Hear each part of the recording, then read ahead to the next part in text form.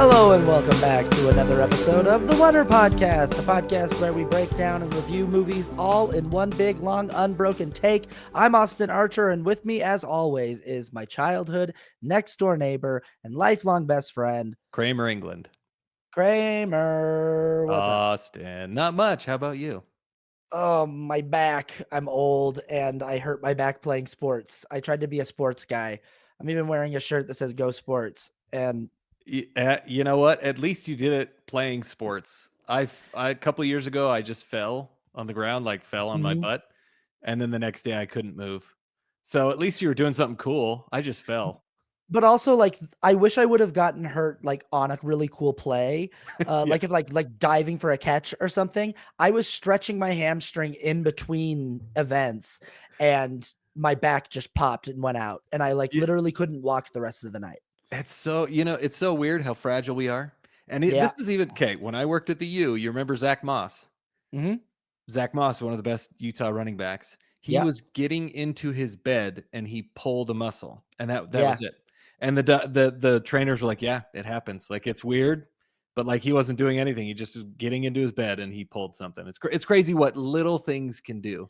Well, I kept joking all weekend long that, like, anytime I'm watching professional sports and Yeah, there's someone who's my age, our age, yeah, that's playing, the announcers are like, "It's amazing that he's still performing at this level at yeah, his age." You know, yeah, LeBron James is 40 years old and yeah, he's having an unbelievable season. But the thing about LeBron James and, like, you know, Mike Conley and these guys is yeah, they are they are world-class athletes who get paid millions of dollars yeah, to be professionally in shape, and they yep, have a team of trainers that work on their bodies every single day, and people are still impressed that they're doing what they're doing. And I went and did, like, this 3-day long sports extravaganza with a bunch of out of shape white guys, and I was like, why do we think we can just show up and be like, "Ah, I bet if I do a few shoulder rolls, I bet if I yeah. if I do Oh, I'm good. I'm good. if I do a few of these, I'll be Yeah, good to no, go," you know?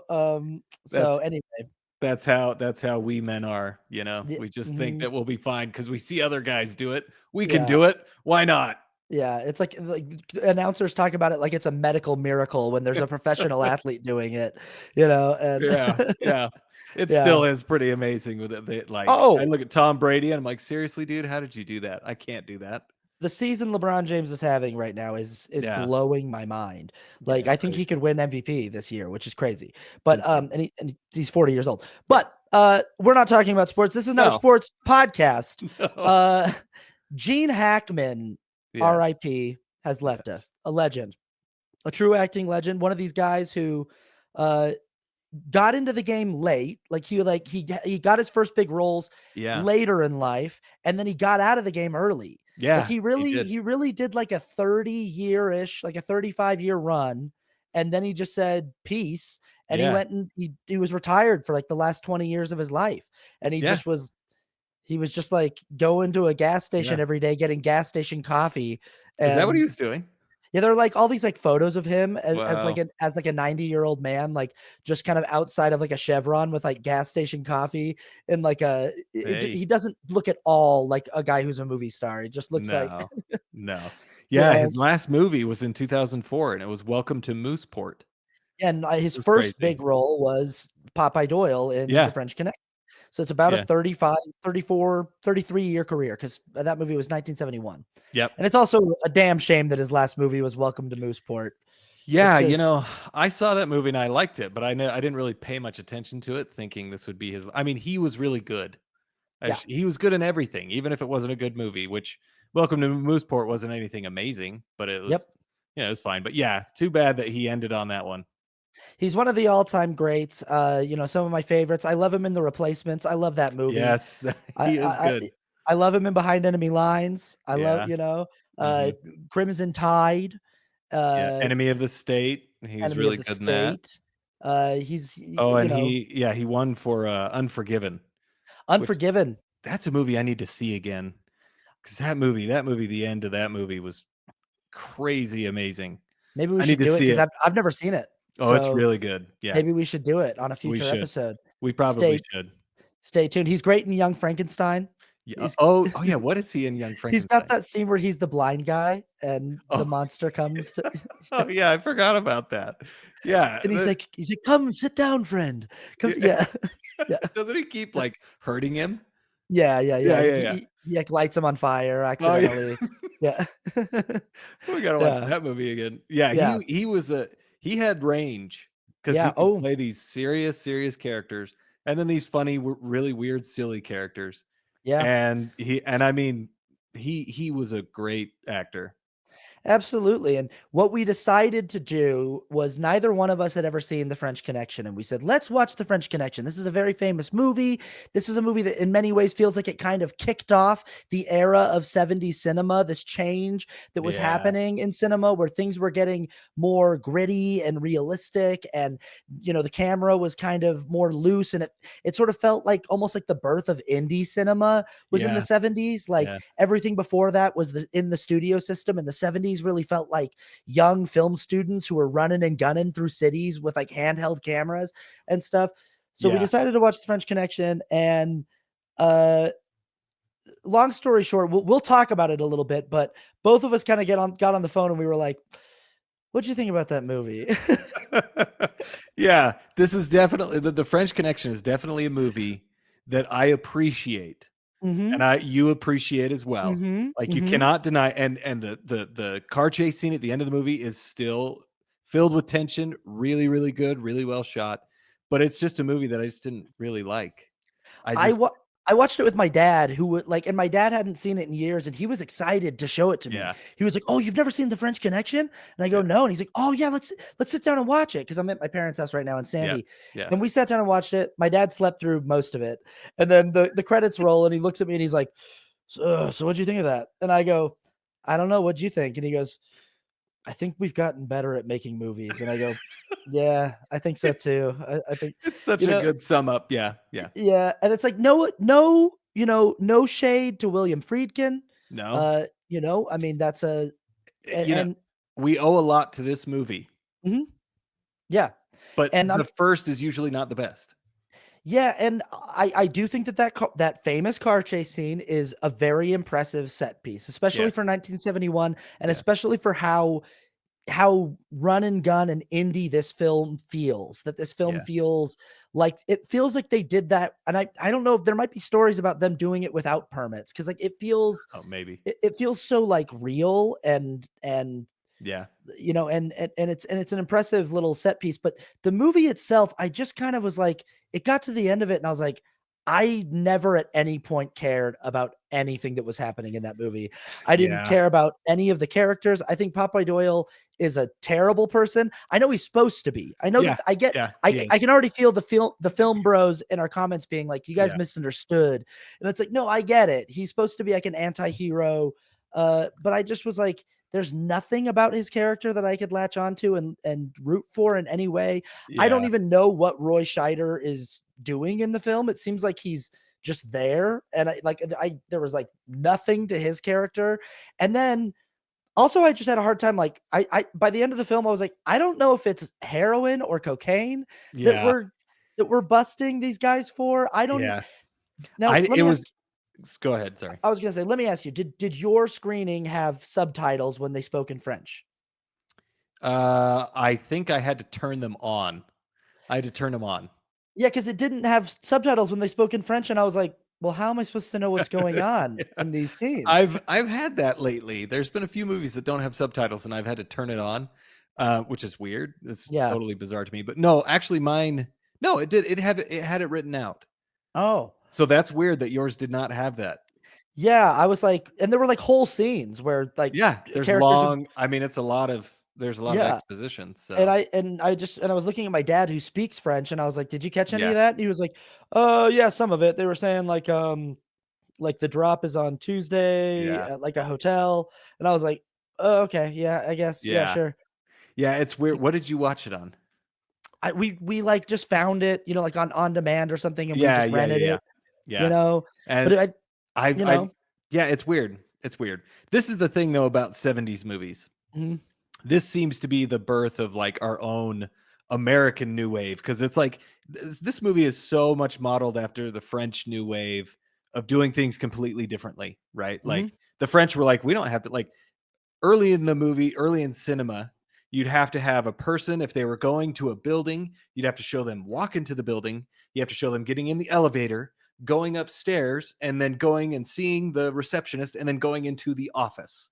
Yeah. Like you had to do that section of events. And then the French came along and were like, we don't have to do that. Why would we do that? And they totally changed cinema in a lot of good ways. It just made Mhm. it basically like they brought in montage, which is like people will fill in the gaps, and Yeah. obviously there's way more to it than that. But it took the Americans a while to catch on. And I think this really took heavily from the French New Wave. And so they don't explain a lot. Like I felt the exact same way as you, that like I'm like, what is going on? Like, what is happening? And like I was piecing things together, but it's like really hard to follow these movies because they give you so little exposition, that you have to fill it in yourself, which a lot of people like, and I like that to an extent as well. But on this one, it was just so little that I'm like, it was hard for me to keep up. I felt like I was missing something. Did you feel the same way? Totally. I felt like there were scenes missing, Yeah, especially the ending. Like the movie has a very strange ending. very Like 70s. yeah, Yep. and very 70s, but it's an ending that I was like, I get that this is supposed to leave me feeling unfulfilled and Yeah. kind of conflicted in some way. And I know that like the whole end sequence is supposed to kind of be like Popeye is just he doesn't really care about the fact that there's Yeah. collateral damage, that one of the federal agents That was he just just killed. killed a He federal just agent. ki But it's also like the movie doesn't the movie just end like he kills a Yeah. federal agent and then he runs after the other guy that you hear shots. You don't know what that means. You Yeah. don't know if he shot the other guy or not, but the Yeah. movie just ends and it's like, okay, okay, all Yeah. right. And it is very 70s, and I do feel like it felt like it was the beginning of something that they were Yeah. figuring out. Yeah. And so you can give them a lot of credit.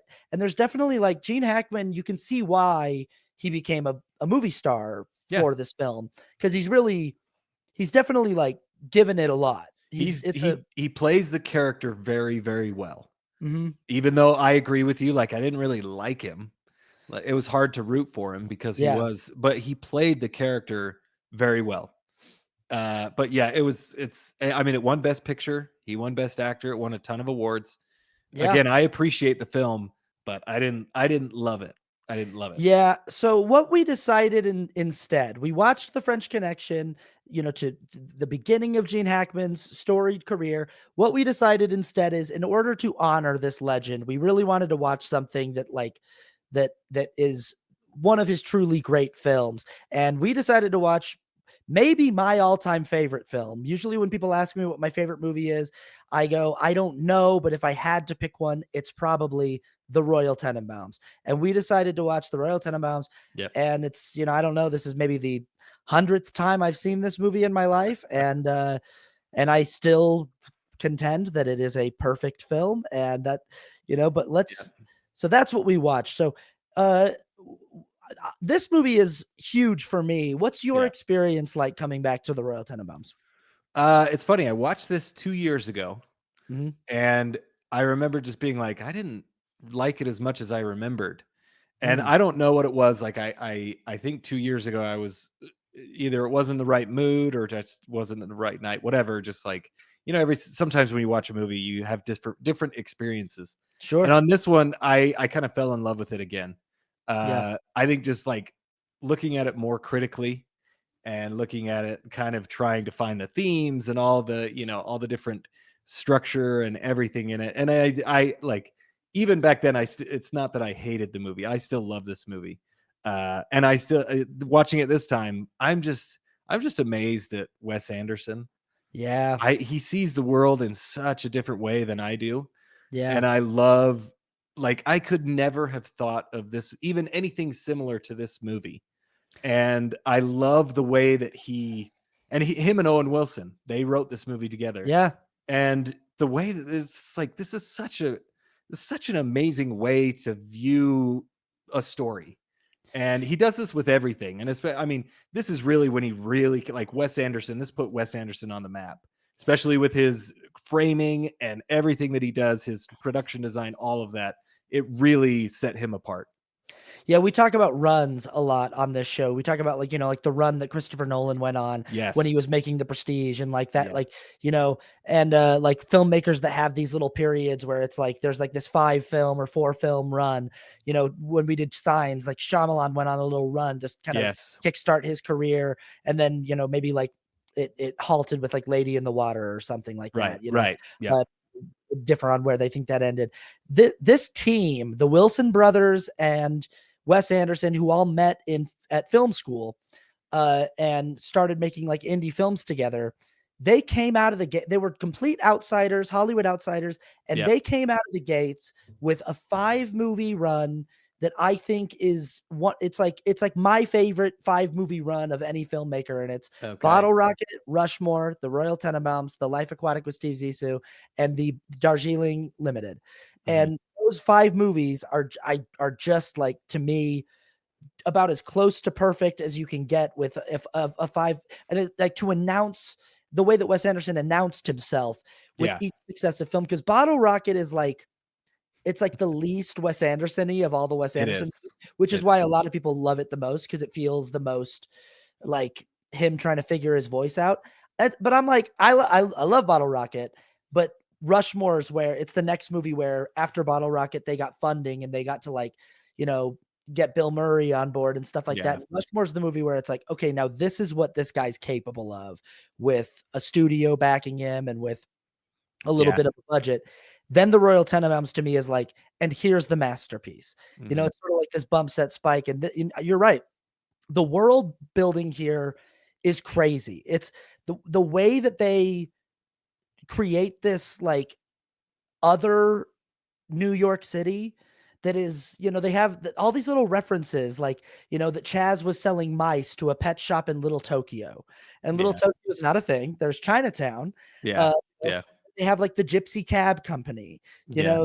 not a real, like, but like they have these like these little these little idiosyncrasies to their version of New York City that but it all lives inside of this. It's like a live action cartoon where Yeah. everyone has like costumes that they wear, kind of like if you're watching The Simpsons or Family Guy or something. Like the characters all wear the same costume every day. That's And so true. Yeah. not only do the Tenenbaum children wear their clothes, their costumes as kids, when they grow up as adults, they wear the same costume. They Yeah. wear their like character costume the entire movie. And it's such a little idiosyncrasy. And even like Eli Cash as a boy, when they're little boys and they're playing with BB guns, he's got his face painted with war paint. And then when he's older, he's like really into like, like cowboys and Indians. Like that's Yeah. like Eli Yeah. Cash's big thing.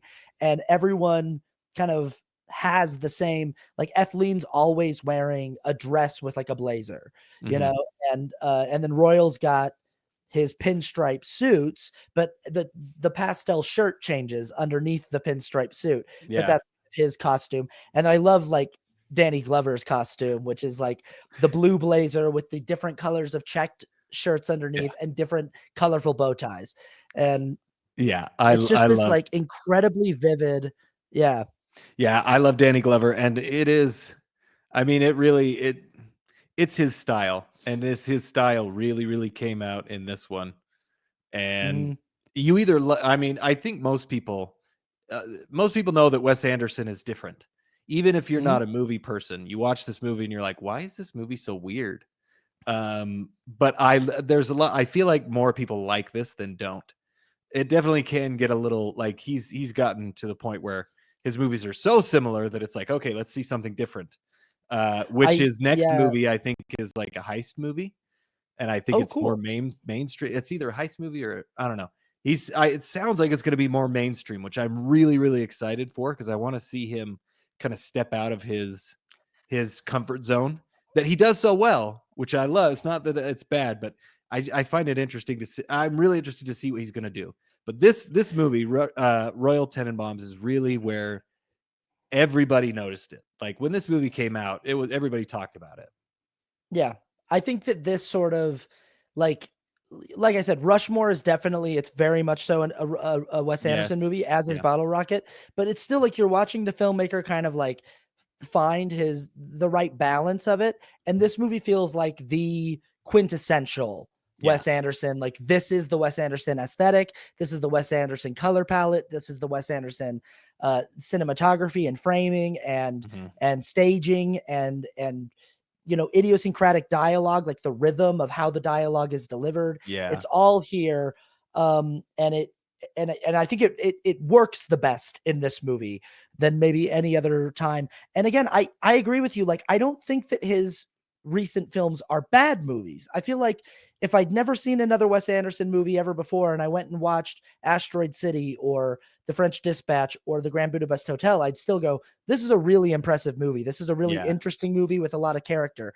It's Mhm. just that it is becoming a little caricature-ish of himself in the Yeah. same way that Tim Burton kind of does this. He sort of caricaturizes his own work, and it almost feels like Tim Burton is doing an impression of a Tim Burton film sometimes when you watch his Exactly. later work. Yep. And it's a bummer because these are visionary directors with a Yeah. really recognizable visual style.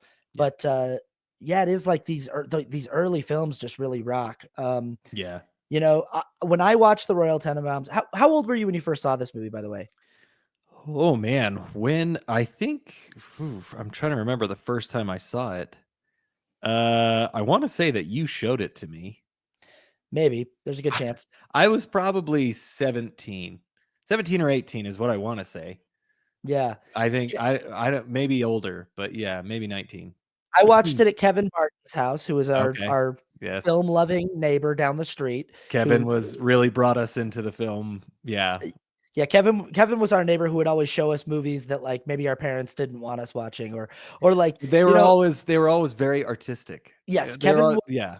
I think Kevin was ready for more artsy films at a younger Yes. age than we were, He 'cause yeah, Kevin he got them. He yeah, got the movies. We were like, "Well, where's uh the action?" And he kind of brought us into, like, they can say something more than yeah. yeah, Yeah, yeah, yeah. because I remember, this movie came out in 2000, so Yeah, we were, like, 12 years old, and I yeah. remember seeing the trailers for the movie, Me and at too. the time, what I knew about Ben Stiller and Owen Wilson is that they were funny guys, Yeah, and so when or at least Ben Stiller, like, Ben Stiller was a funny person, and the trailer made it look like this really raucous, yeah, funny comedy. yeah. Now, don't get me wrong, this is, to me, I think it's one of the funniest movies ever. I think it's one of the It's most pretty funny. quotable. I think it's so incredibly funny. As a 12-year-old, I think the first time I watched this, I was maybe 13 or 14, and then Kevin showed it to me at his Yeah, house. He had it on DVD, and and I got ready to, like, I thought I was gonna be watching something like Tommy Boy or, yeah, exactly. like just like Yep. that kind of comedy. And I just wasn't laughing as much as I thought I would. Yeah, And I didn't really get it because it yeah, was so different from anything I'd ever seen before. yeah, And I didn't really like the movie until I watched it a few years later in high school, and I think yeah, that's when I started kind of evangelizing for the film and telling all my friends, "You gotta come watch this movie with yeah, me." yeah, And now it's like when I watch it, I'm literally laughing the entire movie. Like, I think every line is funny. I think that they're yeah, just so I think it's such a funny movie. But it's sort of this thing where, like, I've had the experience a few times over the years of showing someone the Royal Tenenbaums for the first time, and I'm dying laughing through the whole showing, and they're just kind of looking at it yeah, like, "Huh," because it's just got a different comedic rhythm to yeah, it, you yeah. know? Yeah, Eh you kinda have if you know what you're in for, yeah, and I think that is kind of I feel like how this movie has always been. yeah, Like, once you know what you're in for, you're gonna get it, and you mhm, you can really appreciate it. But if you don't know who Wes Anderson is, if you don't know his style of comedy and his style of filmmaking, it is a mystery to you. And most people probably got turned off the first time they saw this movie. yeah. But when you see it again, that's when you start to appreciate everything about it.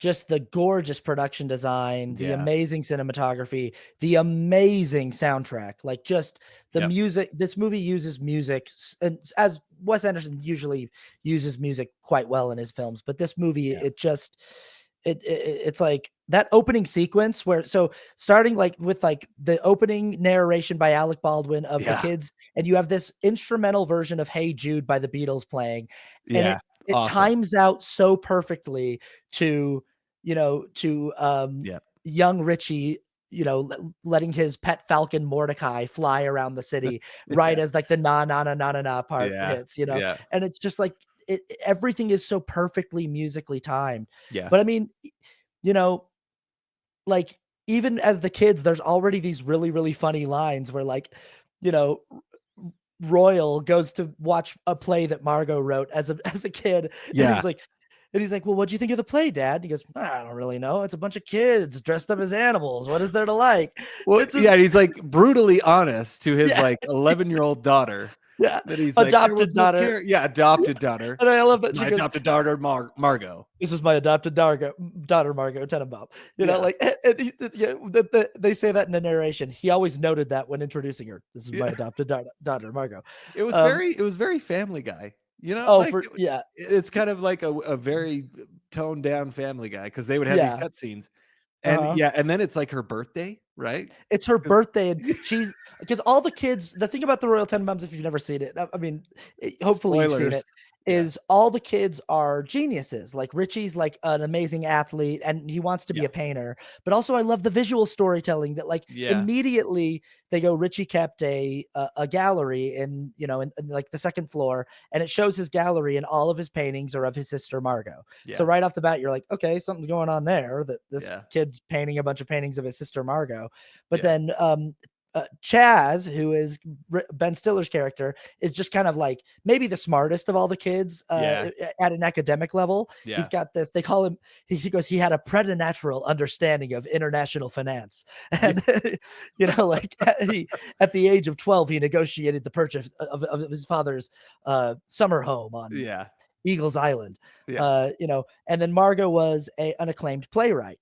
But yeah, at her birthday, she writes this play that her dad comes to watch, and it's a bunch of like it's like his daughter wrote a play, and Yeah. then Chaz goes, "So what'd you think of the play, Dad?" And he's like, "Oh, what do you mean? It's just a bunch of kids running around dressed up as animals." And he goes, "Well, I mean, did you at least think that the characters were well developed?" And he goes, "What characters?" and Margot gets up and like leaves, and he goes, "Oh, sweetie, don't be mad at me. It's just one man's opinion." Yeah, like, oh, you shouldn't be mad. It's that really is. And then her mom has the cake and she Yeah. like just stares at him the whole way down as she Yeah. goes down the stair, which is yeah, that Yeah. is hilarious. It's a But then hilarious way like to open the movie. I love how this is structured. I love that it's like a book that someone's Yes. writing and that we're Every yeah, the y chapters you can see how it uh-huh, starts and writing. Yeah. we start with the prologue, and so the Yeah. prologue is telling us about Yep. who these people were when they were kids, and then we go to, chapter 1, cast of characters 22 years later, and Mhm. it's like, I love these character intros where it says everyone, it's Owen Wilson as Eli Cash and Bill Murray as Raleigh St. Clair, and Yeah. it says it on the screen and they're all like getting ready, and Yeah. Angelica Houston as Evan, or Yeah. Ethelene Tenenbaum, and Gene Hackman as Royal Tenenbaum, Donald Glover, and then Luke Wilson and Gwyneth Yeah. Paltrow. Yeah. But it's this fantastic. Again, the music's amazing during this sequence. But Yes. I love as this narration continues, as it talks about how, um, Gwyneth Paltrow's character Margot is married to Raleigh St. Clair. I Yeah. love how it shows him he's working with his patient Dudley, who's hilarious, Yeah. and Yeah. he's working on diagnosing this new syndrome Yeah. based on this patient, and he goes, "All right, Dudley, make yours like mine," and it's this like collection of blocks, and he needs Dudley to mimic his blocks, and when Dudley finishes, I love what Bill Murray does. How he goes, "Wow, how fascinating. Yeah. How bizarre."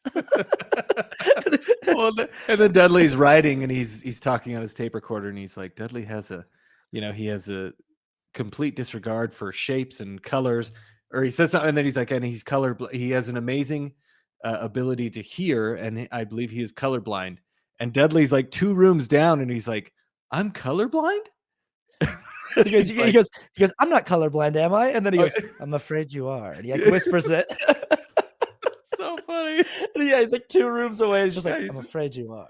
it was like, again, it's just this total offbeat comedy. Like, Yeah, it's not like when you look at it, you're like, this is so weird. If you yeah, give into the weirdness and yeah. the strangeness of it, that's where you find the comedy. There's so much about it that like that's also there's stuff that they do in this movie that is super controversial, Yeah. like that they don't play it as though it's as controversial as it is. No. Like the fact that like Royal likes to take his favorite son Richie dog fighting, and it's Yeah. just sort of played as a joke that Royal likes to take his son Yeah. to dog fighting, but it's a thing that he does later with his grandsons. He takes them dog fighting, and it's just sort of played as like a fun moment, but it's like dog fighting's like a pretty Super bad. controversial. It's really bad. But then obviously one of the central storylines of the entire film is that Richie Tenenbaum, played by Luke Wilson, in what I think is Yeah. Luke Wilson's best role of his Agreed. entire, Agreed. is in love with his sister. And Yeah. even though she's his adopted, it's still like being in love with your adopted sibling is Still still weird. strange, and not just strange, but like super controversial, like Yeah. really, Yeah. and the movie, it's not like the movie doesn't address it. They Yeah. address that it He's like, it's got to that be illegal somewhere. Yeah. yeah, There's yeah, yeah. something weird about it. Yeah. He goes, well, it's got to be frowned upon at least. But Yeah. then again, what isn't these days? Yeah. You know, Yeah. but it is the thing that I think makes these earlier Wes Anderson movies work more than maybe the later ones do is all the actors that show up in the later ones, even Tom Hanks. Like Tom Hanks just did Asteroid City. They're so aware at this point of what a Wes Anderson movie Yeah. is and what the style is that everyone's like doing the Wes Anderson style when they're in the movie.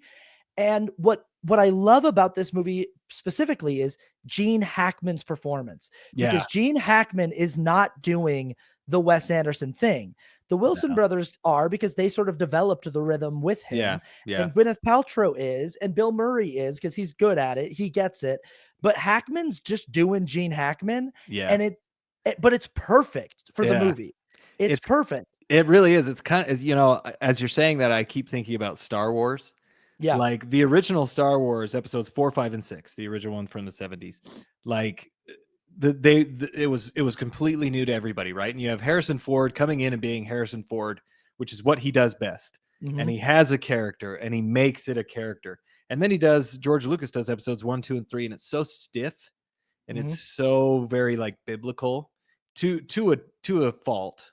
Yeah. And because George Lucas was so powerful, then they were trying to please him. And this is kind of how Wes Anderson is, right? Like the new ones, Mhm. they're playing towards what he wants to do. Which again, I mean, it's all up to you whether you like those movies or not. But and Wes Anderson, it's not like that's bad, but actors do seem to play differently in his movies because they're playing to what he wants. Well, and I think that he has such a well-respected filmography amongst actors Yeah. and filmmakers at this point in his career that and people are so aware. I mean, like if you get cast in a Wes Anderson movie in this day and age, Yeah.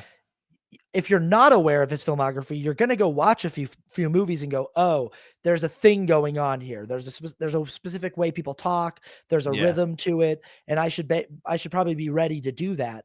And I think that there's some wisdom to that. Like I kind of like like Bruce Willis did it in Moonrise Kingdom, and I like that like there's these oddballs that you wouldn't think would be a natural fit for a Wes Anderson film who Yeah. have showed up over the years and done their version of it.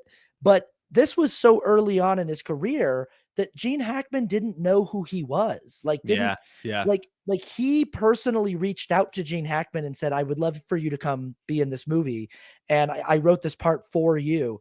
And famously, Gene Hackman always on set was like, "What are we doing? What Yeah. is this?" Because it was like Yeah. such a weird movie. Yeah. And I mean, I even have like a fun little anecdote of like, I think I can say that this is one of Luke Wilson's career best performances, if not certainly it's my favorite character he's ever played. Yeah. But Yeah. I told him that to his face, because I was Yeah. in a couple movies with Luke Wilson, Yeah. and I told him at a party, I said, "You're in my favorite movie of all time, and you're my favorite character in the movie." And Yeah. he said, "What movie is it?" I said, "Royal Tenenbaums." And he goes, "That's my favorite movie I've ever been in." And I said, "Oh, cool." So we started talking about it. And then I said, "What was it like to do that with Gene Hackman?" Because I know that Gene Hackman wasn't necessarily Yeah. getting what you guys were all doing. And he goes, "Oh yeah." He goes, "I don't think Gene Hackman," because I said I said something to the effect of, Gene Hackman's not doing the Wes Anderson Yeah. thing. And Yeah. then Luke Wilson goes, "Oh, well, Gene Hackman had no idea what the Wes Anderson thing is." Because Yeah. he doesn't know what that, and he goes, a lot of people didn't, but like he Yeah. definitely didn't. And he gave me a little anecdote where he goes, we were performing this scene one day, and Wes kept nudging us, our blocking, so that there was a photo on the wall, a painting on the wall would be framed between Oh, us yeah. symmetrically. And he goes, and he's like, I get it because I grew up with Wes and I know what Yeah. he's trying to do. And he Yeah. goes, but Hackman kept going, I'm sorry, what are you saying? And Wes Anderson would go, I just need you to step like just a hair backwards because I'm trying to get that painting behind you framed Yeah. between the two of you. And Hackman would go, sorry, explain this to me again. We're doing a scene and you're looking at the painting behind me. And he'd go, and he'd be like, because like, think about it. Yeah. Like Hackman's Yeah. first movie was with William Friedkin, this handheld, like the Just camera's yeah. just running and gunning. And then he's working with this young kid, like Wes Anderson was Yeah. probably 24, 25 years old at this point. Yeah. And the kid's like, I just want to make sure I can see that painting behind you Yeah. framed symmetrically between the two of you. And he's like, what are you talking about? Yeah. He's like, who cares about that? Like what matters is the scene that I'm Yeah. having with my son. That's Yeah. what matters, but Yeah, his yeah. style wasn't around. Like we see it now and we get Mhm. it now. And if Gene Hackman were to do a Wes Anderson movie now, he would get it. Like because okay, I see what you're going for, but when you don't have that as a reference, and I get why Gene Hackman was having a hard time. Like it makes sense to me. And even Bill Murray, he just told it. He told a story because Gene Hackman died. Bill Murray was talking about how Gene Hackman had a hard time on set, and he said the same thing. Like he just didn't get it. Like he wasn't, he's like, I got it because I knew Wes and I knew what he was going for. But Gene Hackman, it was really, really hard for him on set, I guess. So But also for the movie, for Royal to be the odd man yeah, out is yes, kind of perfect for it is. Royal. And also like it's not like you watch the movie and go, it looks like Gene Hackman doesn't know what he's doing. He's he's giving an amazing performance in He the is. movie. And similar to Popeye Doyle, his character from The French Connection, one of the things about Royal Tenenbaum is that he's kind of a terrible person. He's not a good guy. Yeah. But He he's like definitely has a so more he definitely has more redemption in this movie than in, yeah. The French Connection. There's not really a redemption for him. So yeah, yeah. Yeah, in this movie, it's more that he's like comically Yes. bad, Yeah. and Hackman, I think, plays it so. I mean, so like we the kids grow up. We're following the family where they are now. Everything's sort of falling apart. Chaz has twin boys. His wife died in a plane crash. They were all in the plane crash together. Margot is living with Riley St. Clair, this kind of author and kind of psychologist, and she doesn't write plays anymore. Richie has been adrift at sea. He had a profession as As a tennis a player. professional tennis player, but he's been sort of adrift at sea for several years, and the family's kind of a mess. And uh, Gene Hackman is out of money, and he's been living at this hotel, and he gets kicked out of the hotel. And so he kind of hatches this scheme to get back into his family's lives. And there's also, it's twofold. It's like he gets kicked out of the hotel, and also Henry Sherman, played by Danny Glover, Danny Glover, yeah. proposes to Ethline, and Royal and Ethline have never been formally divorced. So as far as Royal's concerned, like, hey, you can't marry my wife, dude, even though they haven't lived together for 20 years, Yeah. or over 20 years. And but he kind of hatches this scheme to get back into the family circle by pretending that he's dying. And Yeah. there's this amazing scene where he first shows up and talks to Angelica Houston Yeah. outside of the building, where Yeah. she's walking down the street, and he goes like, hey, and he pops out and talks to her and tells her that he's dying. And then she has that like beat where she goes like, what's happening? Yeah. And she starts crying, and I always wonder, like, I wonder if they shot coverage on this scene, and then in the edit, they just decided, you know what, just let this thing play, Yeah, it's a good because question. Yeah. It because it feels like it was meant to be all in one take. yeah, But yeah, that would yeah. be very interesting. Yeah, because it's all one take, and it's this lovely little scene. But also very famously is Angelica Houston was supposed to hit Hackman in the arm, And that was the blocking, and she was supposed to sort of slap him on the shoulder, and she claps him right on the ear. Like, she just gets him so hard on the side of his head, Yeah. and you can kind of see Gene Hackman be like, "Ah!" Like, like he kind of like Yeah. flinches, and he's like, but then there's sort of this weird rhythm between the two of them, Yeah. because the scene feels so organic, and then the way he responds, he's like, "Ethel, Yeah. I am dying," and then she goes, "Well, are you or aren't you?" And he's like, "I am," Yeah. and Well, it's so funny yeah, because he gives it up first. He says, "I'm dying," and she has that scene, and then uh-huh, he's like, "Okay, I'm not dying," and then she yeah, smacks him, and he's like, "Okay, I am dying." Like, yeah, yeah, it's such yeah. a weird, like, he like gives up on it, but then he realizes that's a bad idea, so he goes back into it.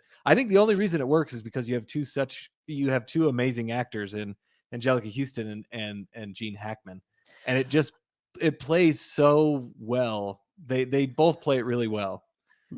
The people that I'm really impressed with as far as getting the Andersonian Yeah, quirk of it all in this film are like, because this was Angelica Houston's first time working with Wes, yeah, and for her, she's so like settled into it, she and is. Yeah, so she seems like she is just like born for it. Like, I love the scene in the prologue when little Chaz walks up to Angelica Houston and goes, "I need $187," and she goes, "Write yourself a check."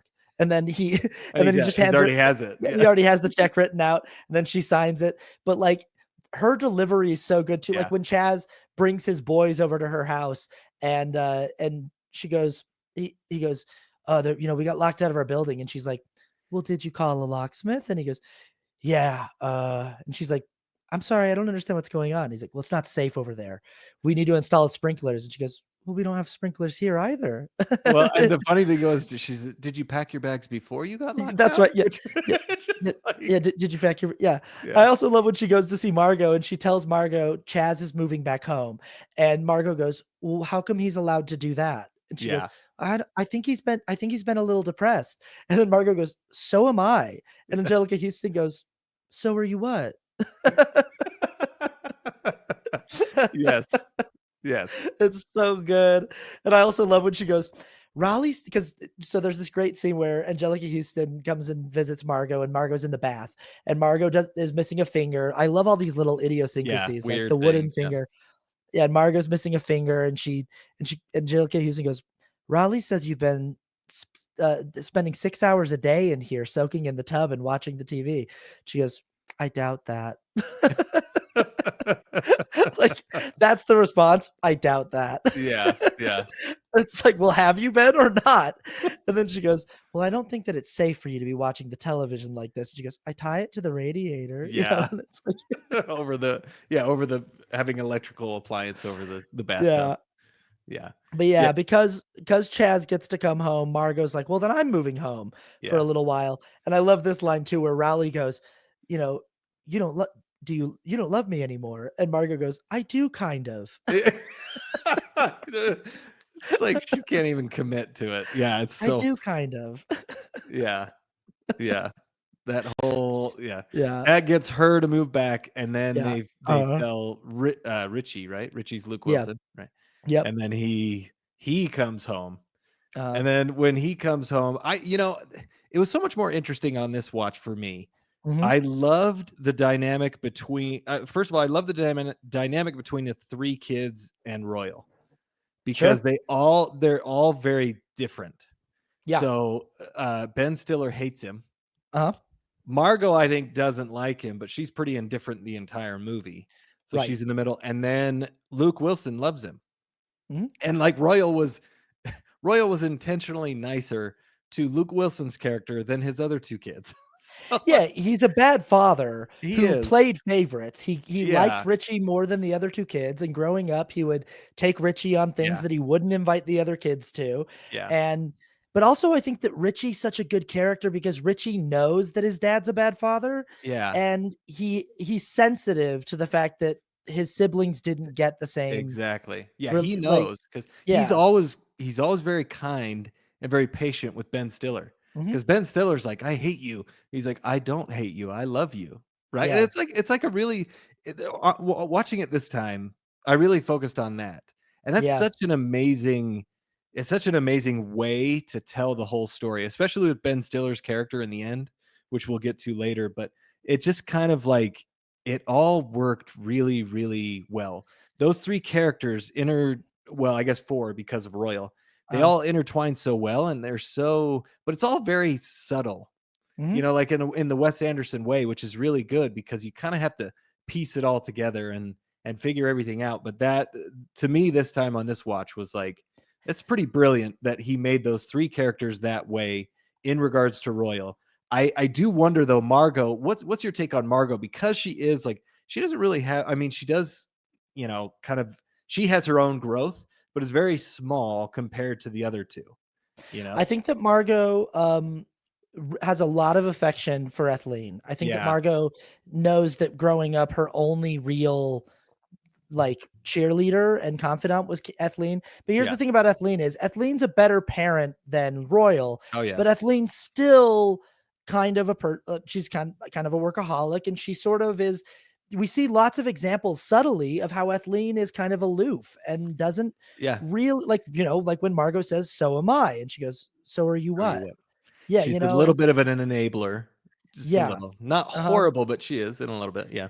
But I do think Margot has a lot of affection for Etheline, but I Yeah. also think Margot never really thinks of herself as a Tenenbaum, and I don't think she ever Yeah. has thought of herself as. Yeah. Yeah, I think you're right. Yeah. and so her sort of reconciliation with Royal is just to say, like, you know, it's all right that you never really thought of me or treated me like your daughter because I never really thought of you as my dad, Yeah. and maybe we can just be all right with the fact that like even in their reconciliation scene that the two of them have where he takes her out for ice cream Yeah. and she just goes like, "What's my middle name?" And then he goes like, "That's a trick question. You don't have a middle name." And she goes, "It's Helen." And he goes, Oh, "Oh, that's my mother's name. that's my mother's name." And she goes, "I know." Like, and it's like, yeah, like, but she's just kind of like, "It's okay, dude. We've never Yeah. had a relationship. We don't need to pretend to have a relationship." Yeah. And I think it's kind of better for Margot if she can be like, if everyone would allow me to just sort of divorce myself from the Tenenbaums, then I could be in a relationship with Yeah. the man that I'm in love with.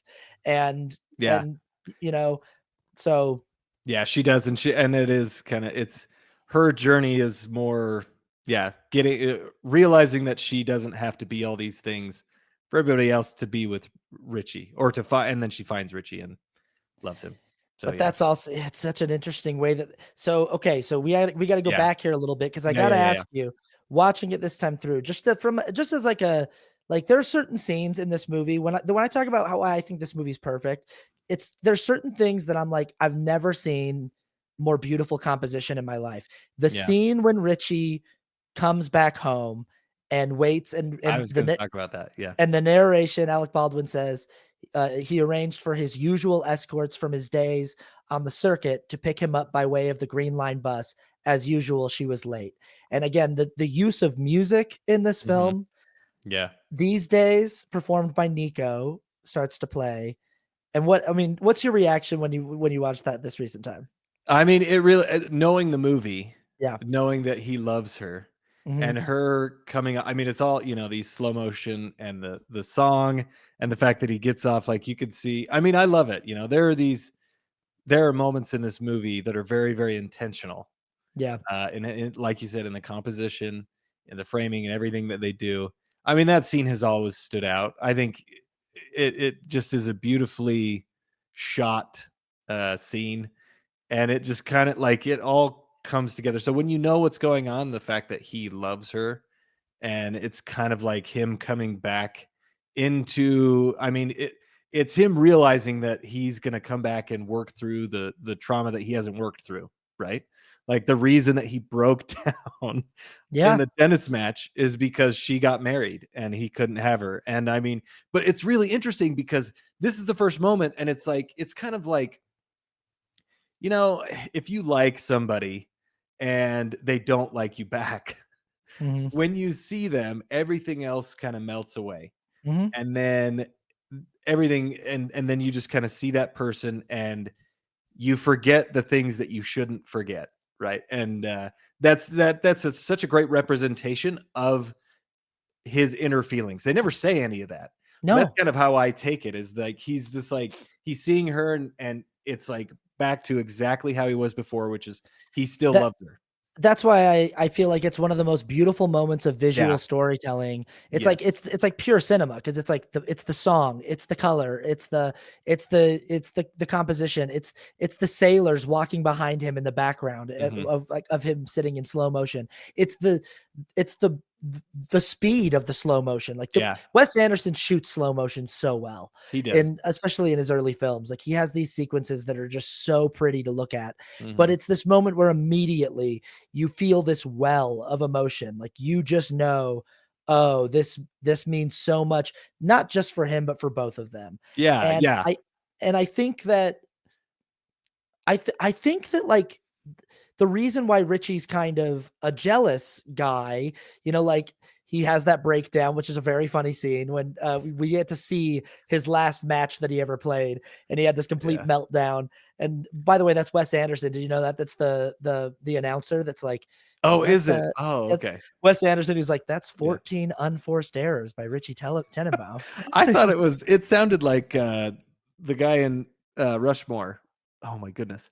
Who's the actor Jason that Schwartzman. Jason Schwartzman. I kinda thought it was him, but that makes sense, yeah. It's Wes Anderson. Yeah, Yeah, he's yeah, like, yeah, that's I've great. never seen anything like this before.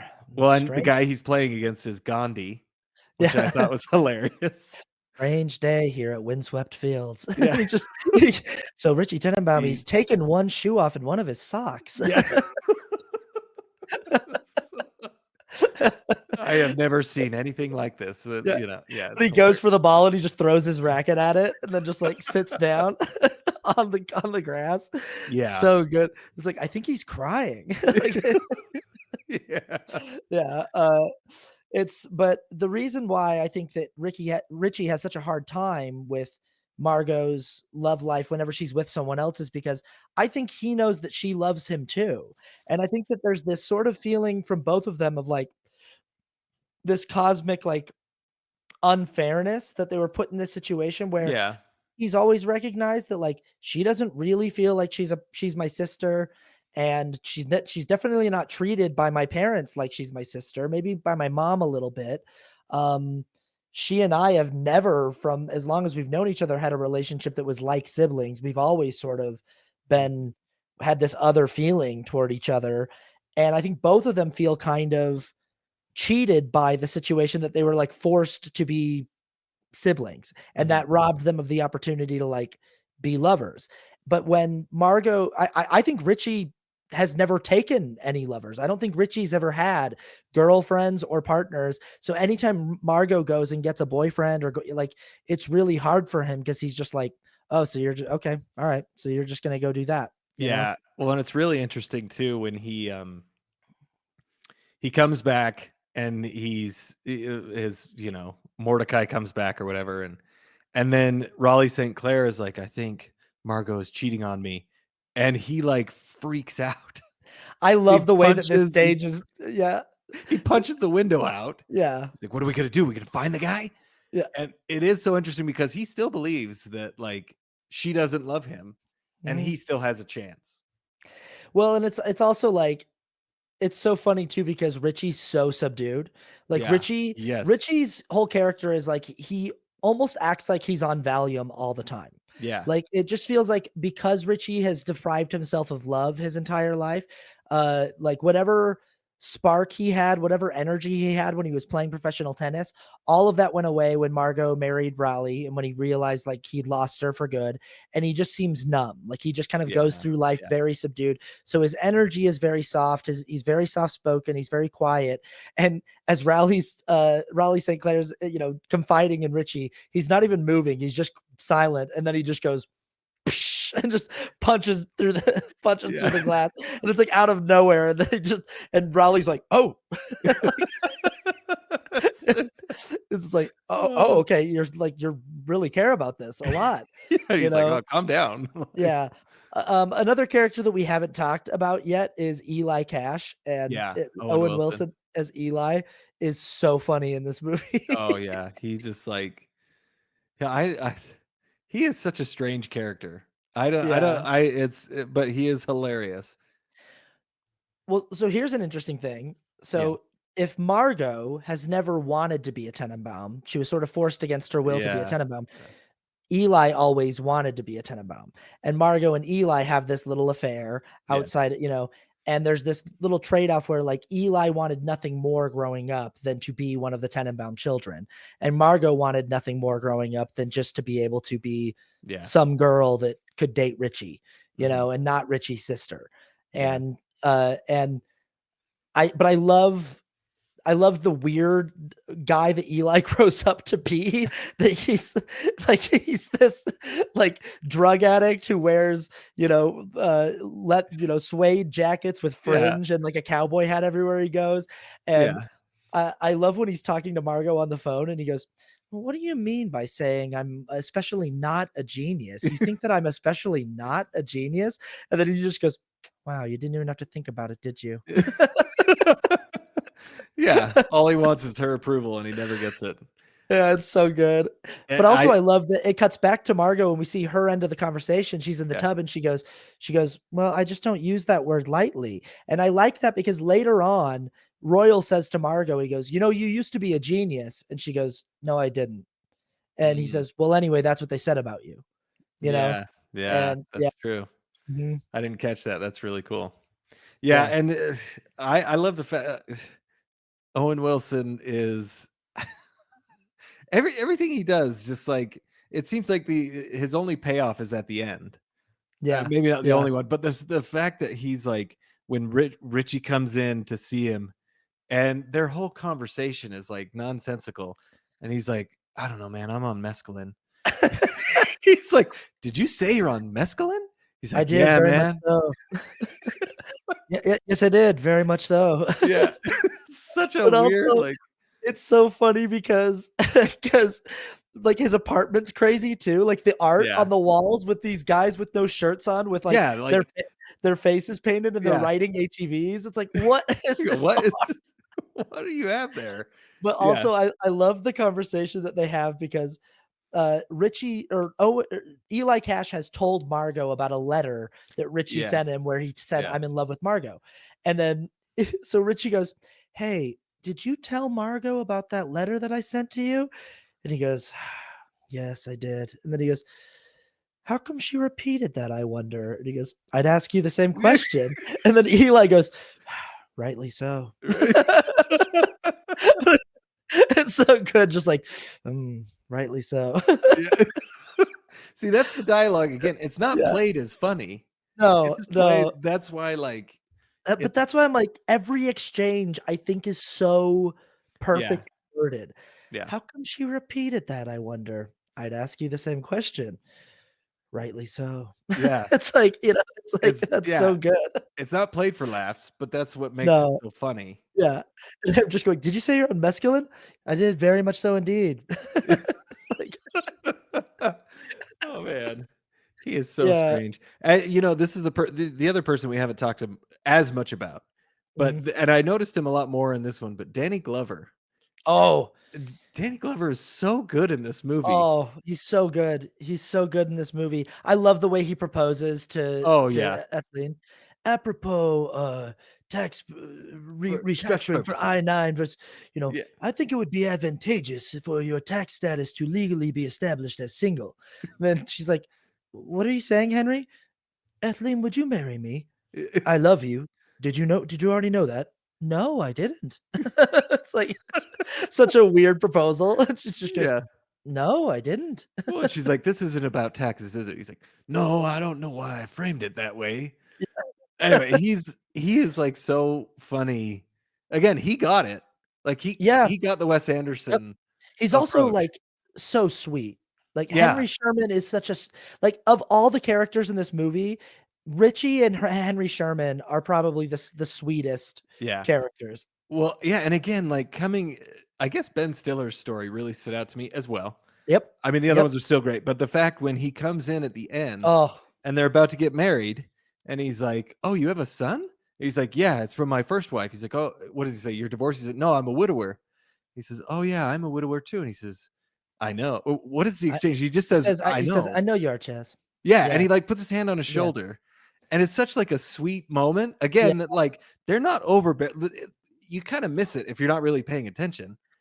but The it's done so well that it's again, the visual side of it, they're playing it back, but you yeah, get so much out of it, and I the think it's Ch done perfectly. the Chaz and Royal arc is the most, like, Yeah, emotionally, like, yeah, heartstring pulling arc of the entire movie. yeah, Because that scene, uh, the, "Oh, I'm a widower too. I know you are, Chaz." yeah, That's a beautiful exchange, yeah, but the exchange that kills me every single time, and it's one of the most beautiful things I've ever seen Ben Stiller do in a movie, is at the end of the movie, Etheline and Henry are getting married. Eli shows up, and again, I love Eli driving down the street, face in face full painted. war paint, and he goes, "Here I come," and then he crashes the car into their house and kills their dog, Yeah, unfortunately, which is yeah, very sad. it is And sad. it's also Buckley, like it's important because Buckley survived the plane crash with Chaz and the boys. exactly. So Chaz's whole thing is that, like, A, he obviously didn't have a good relationship with his father growing Yeah, up. Uh, B, he feels estranged from the rest of his family. C, his wife is dead, and he feels like the only thing that he yeah, has in the world to hang on to are his boys. And he has this very overbearing relationship with his boys. yeah, And I do love the exchange too, just going back a little bit, when Royal is getting kicked out of the house after they find out that he's been faking his stomach cancer. And he says to Chaz, "Go easy on those boys. I don't want this to happen to you." Just yeah, basically like, "Hey, I don't want you to, like, yeah, you have your sons grow up and resent you. It's yeah, not fun." Even though Royal knows, like, he definitely earned, you yeah, know, yeah, Chaz's resentment. But there's this lovely moment where Royal goes and gets a Dalmatian for Chaz, which is also poignant because Chaz bred Dalmatian that's mice right, yeah, growing up. So he gets him a Dalmatian, and he goes, "Hey, I got this for you and the boys because their dog just died." And Chaz bends down and he just looks at, I'm gonna cry talking about it. He looks at Gene Hackman and he says, "We've had a really rough year, Dad."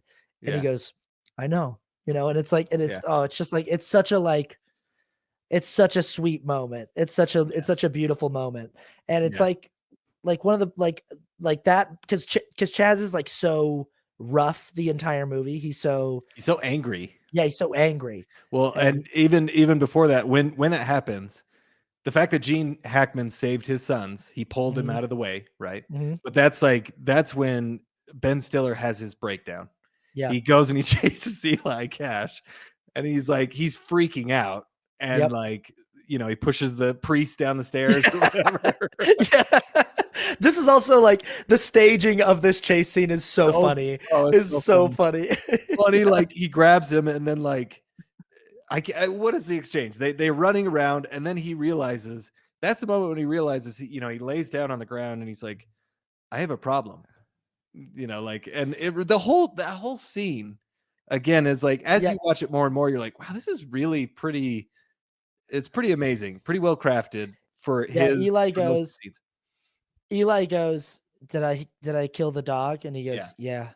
And then he goes, "Oh, I need help." And then Chaz Yeah. goes, "Me too."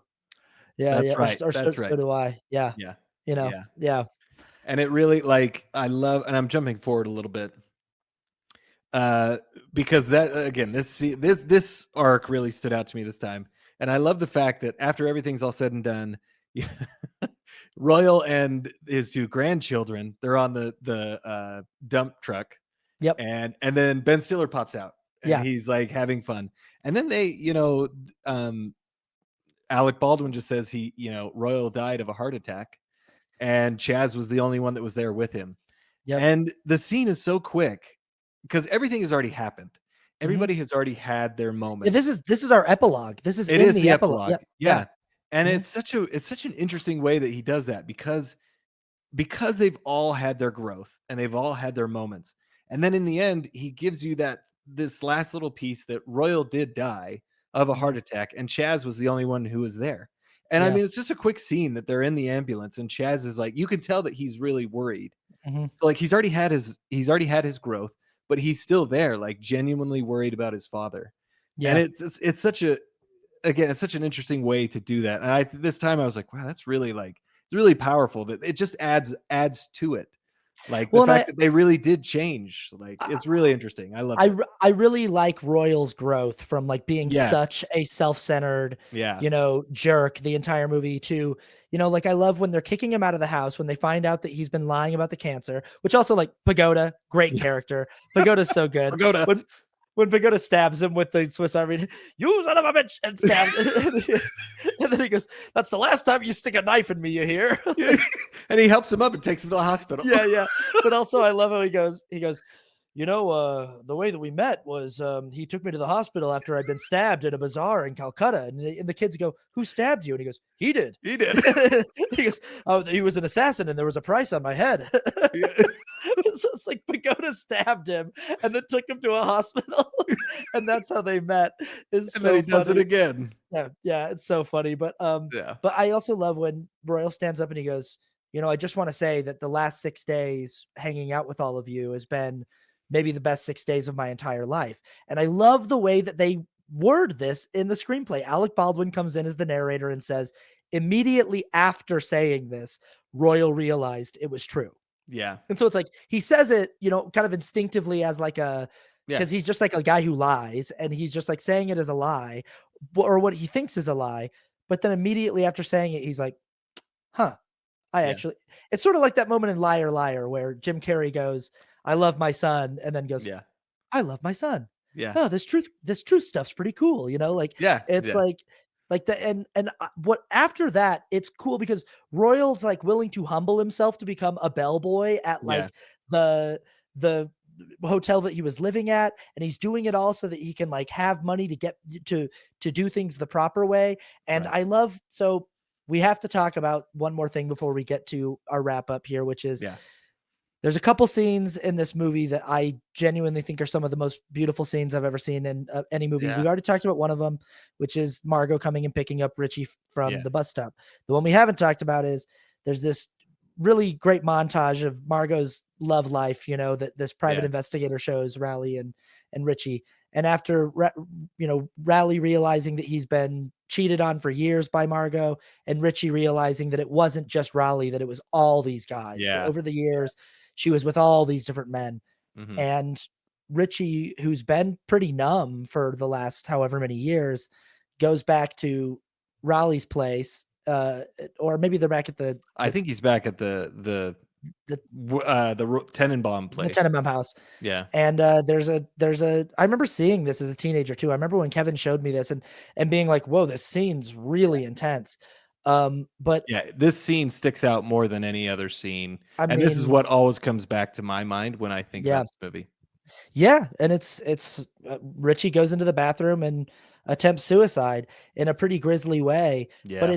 it's shot the cinematography in the scene because the film grain changes and it Yeah. becomes this like there's this blue filter on the and we've Mhm. got this Elliott Smith song playing, Needle in the Hay, and it's just like Yeah. everything is so stylistically perfect. And then down to like this weird idiosyncrasy of you see the kind of this montage of Luke Wilson shaving his beard off and Yeah. cutting his hair off, and he never takes the sunglasses off. He leaves the sunglasses on the whole time, and then he takes the sunglasses off and looks in the mirror and says, I'm going to kill myself tomorrow. Yeah. And I remember thinking as a kid, like, why did he say tomorrow? And then he did it. Yeah. But I think that that's one of those things about the way that this script works in this movie, that there's these weird idiosyncrasies where maybe like Richie in that moment is like, I'll do it tomorrow. And then he's like, or I'll just do it right now. Yeah.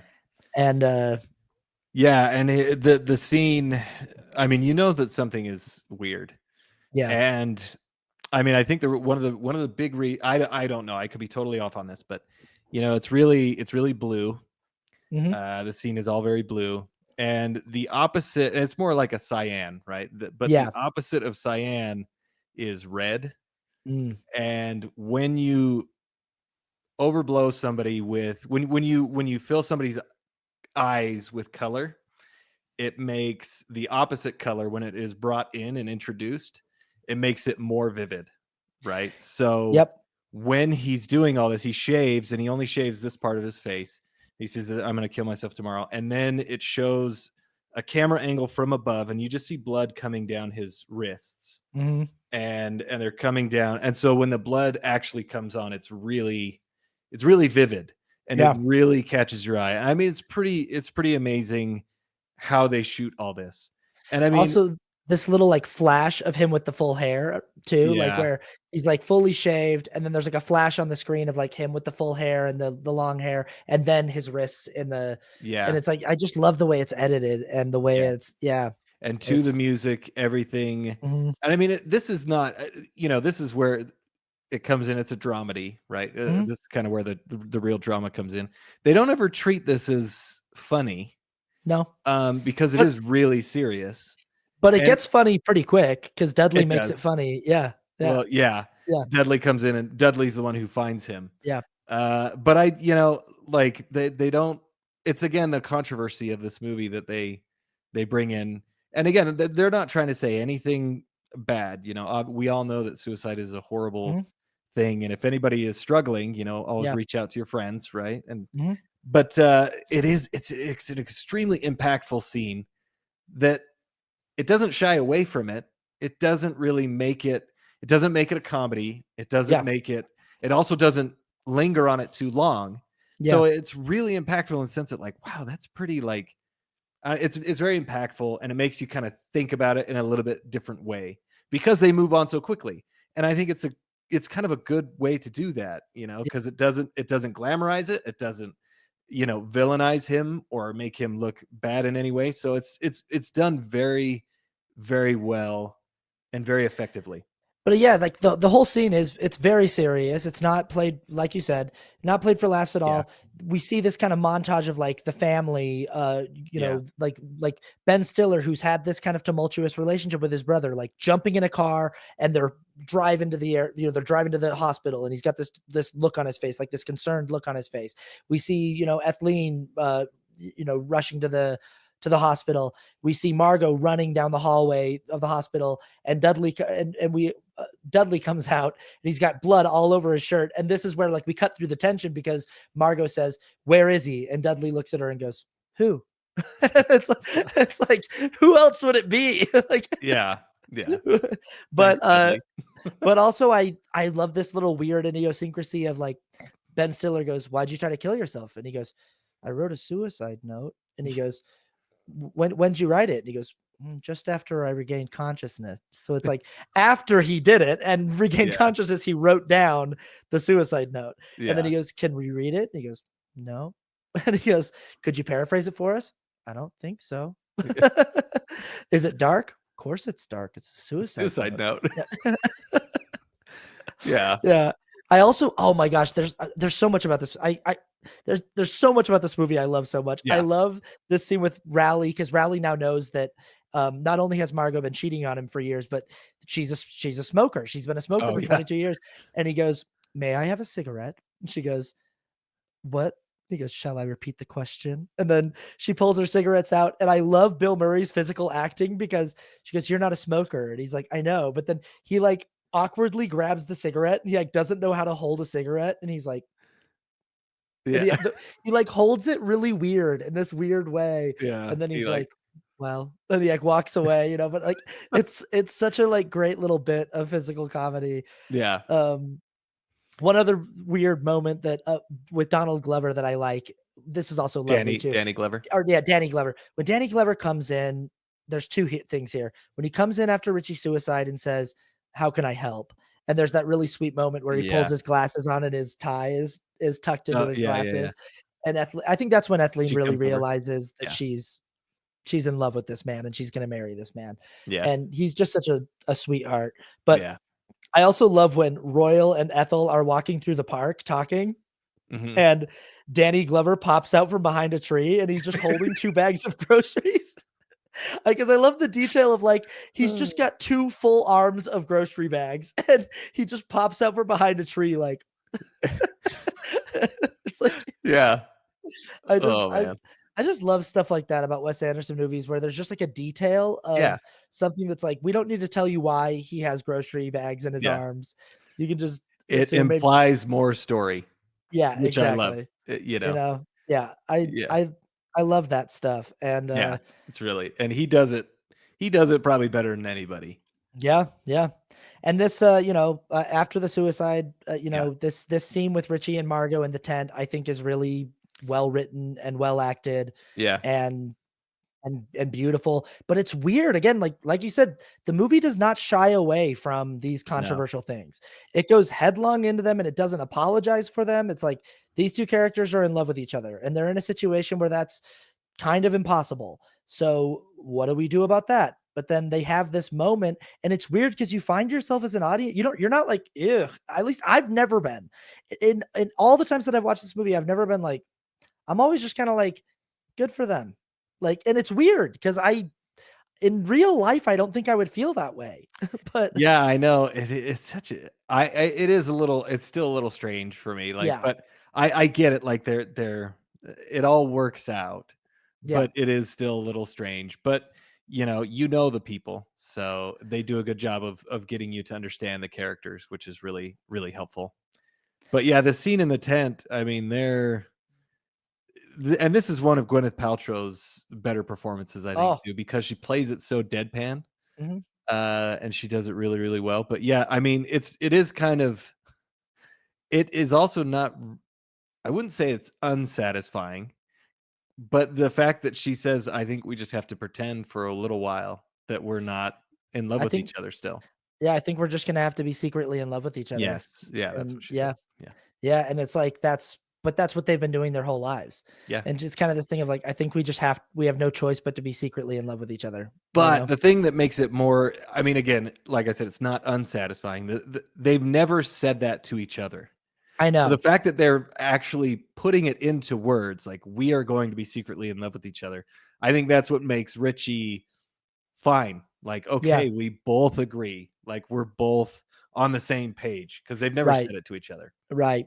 Now, is your feeling at the end of this film, when they're at Royal's funeral and they're all walking away and Richie's sort of with Margot, is your feeling that, like, they've begun a relationship, or do you think that they just go on being kind of brother and sister who are secretly in love? I think whether they're secretly in love, whether they're out, like everybody, they're secretly in love. They both know it, and they do have that relationship. Yeah, I guess I haven't really thought much more past that. yeah, My guess is, yeah, they're together, but that's kind of, I think the point is that they both know it, and they will eventually be together in some way. yeah. There's a lot of great writing for the 2 of them. I love when they're in the cemetery earlier in the film, and they're Richie and Margot are walking and talking, and she goes, "You know, Eli told me about that letter that you wrote him." And then Richie stops and kinda looks at her and goes, "You dropped those cigarettes back there." And she goes, Yeah. "Those aren't mine." And he goes, "Well, they just fell out of your pocket." And it's just sort of like this kind Yeah. of thing of like, okay, well, you know my secret, I know yours, you Yeah. know? Yeah. Very And true. but like great writing. And I also love when she first shows up to pick him up and she goes, "Stand up straight, let me get a good look at you." Yeah. And he stands up and then she goes, "What's so funny?" And he just shrugs and she goes, "Well, it's good to see you too." And Yeah. like there's just like there's such great There writing for is. the two. Yeah, I just Well, and it was nominated for Best Original Screenplay, which is very well deserved. yeah, absolutely. I mean, what a strong piece of writing from Owen Wilson and Wes Yeah, Anderson. really, because Yeah. I love the subtext of everything, and Mhm. there's so much subtext in this movie, as we've been talking about. But Yeah. even that scene that you just talked about, all the scenes, it's very smart, clever writing. Yeah, I could go on and on and on and on about Yeah, every single thing that I like about this movie. It's what like I said, maybe my favorite movie of all time. But yeah, the great Gene Hackman. yeah, He is fantastic in this film and he's got a great character arc and whether he enjoyed the process of making it or not, I'm glad he did make it and I'm glad that, I am too, because he plays it so perfectly, yeah. because he acts so nonchalant. Again, the scene when he tells his daughter that the play she wrote wasn't good. Yeah. The way he plays that is so earnest, like, it wasn't really good, like, and he has no idea Yeah. why his daughter would be upset with that. He's like, "Oh, And I mean, sweetie, that's just one man's opinion." yeah, and I don't like his character, but I know we all know people who are like that. And it's like, Yeah. really? You don't understand why that would be a bad thing for you to say. Oh, And he just plays it so well.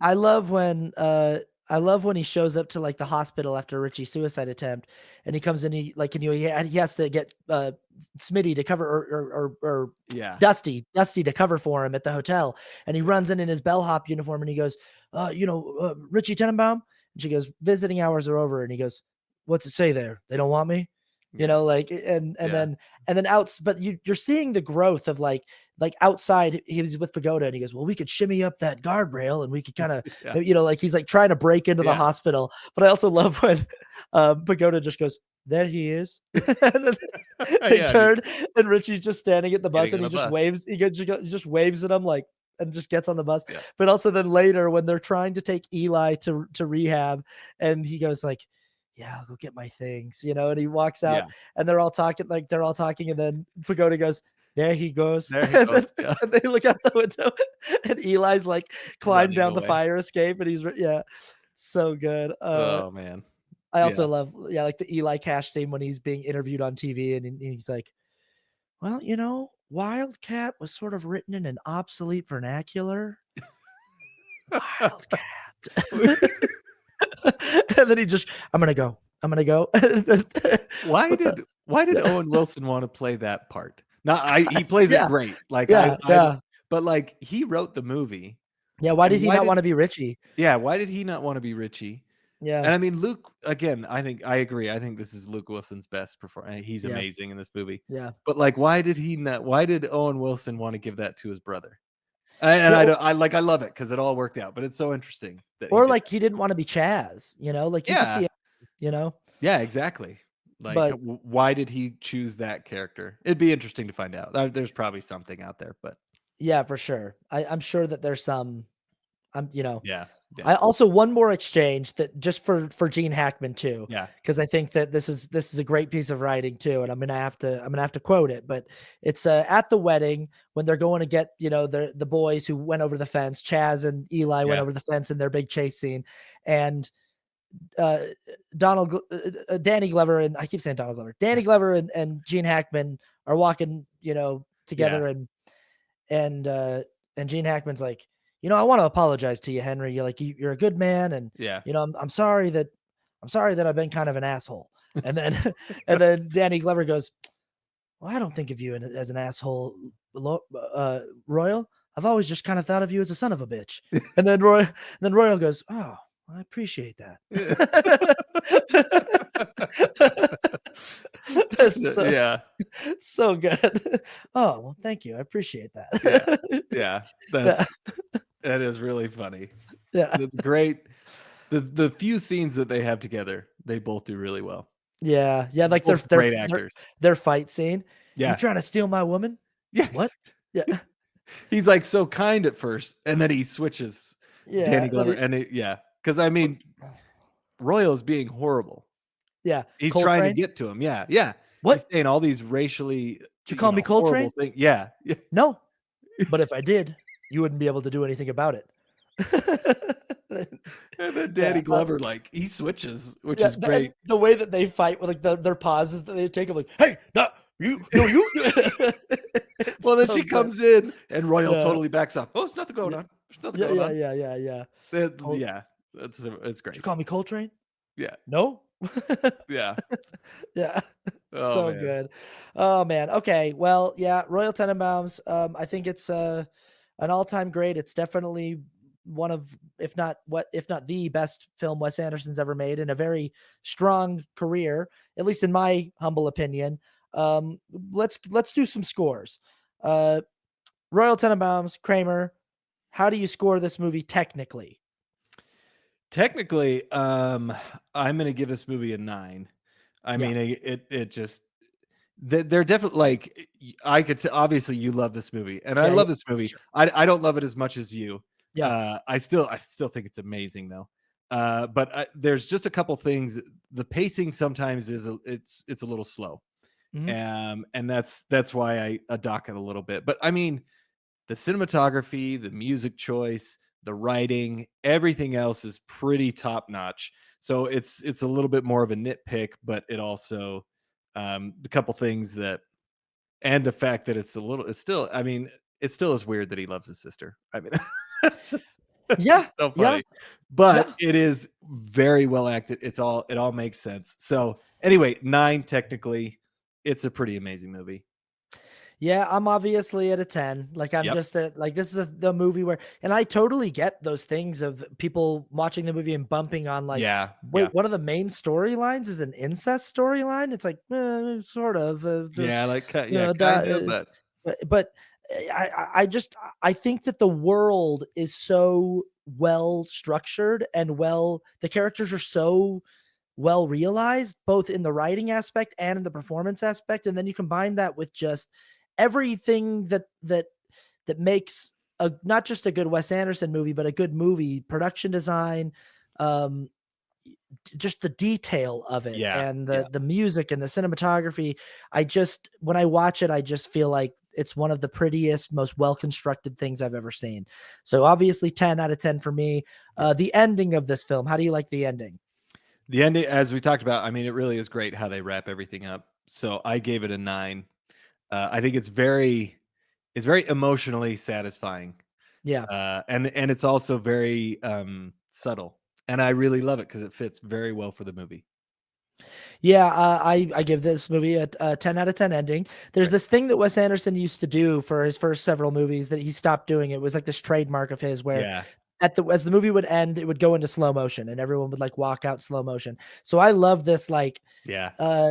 Van Morrison song plays and the whole family walks out of the away from the cemetery and they drop the flowers down into on Royal's grave and it shows Yeah. his epitaph, the epitaph that says like he died, courageously saving his family from a sinking battleship. I love that. But then like as the last person walks out, they close the gate behind them and it Yep. says Tenenbaum on it. And I just feel like it's like, oh, perfect. Just especially with the way that like the Royal and Chaz arc resolves in such a Yes. satisfying way. Yeah. And there's yeah, 10 out of 10. Yeah. I think it's Okay. concerned. Rewatchability for you? Rewatchability, I put it an 8. Mhm. Um, it can, I mean, Wes Anderson movies, they're very funny.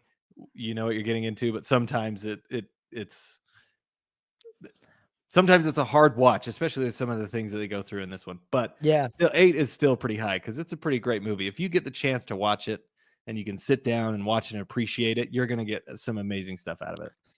definitely. And I'm at a 10 still because Right? I just I watch this movie at least once a year, and every time I watch it, I feel like I loved it. I love it more than I did the previous time. And Yeah. I don't know how that it keeps doing that to me. It keeps like every time I watch it, I think like, oh, maybe this will be the time that I go like, but that's enough viewings. But I just keep so it's maybe the most rewatchable movie for me in my Yeah. personal pantheon of movies.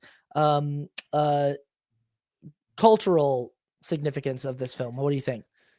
Ah, man, I don't know if I should give it. I should probably give it. Well, I put it at an 8 because this really put Wes Anderson on the map, and Yeah, again. I think though the fact that he stuck with this was the beginning of his really like everybody really got the Wes Anderson style, and then he just kind of kept going with it. So I think altogether his films are very impactful as a whole, and I could probably put it higher, but I mean this one, he still wasn't totally into his style, so I gave it an 8. I don't know, maybe I should have given it yeah. I higher. put this one.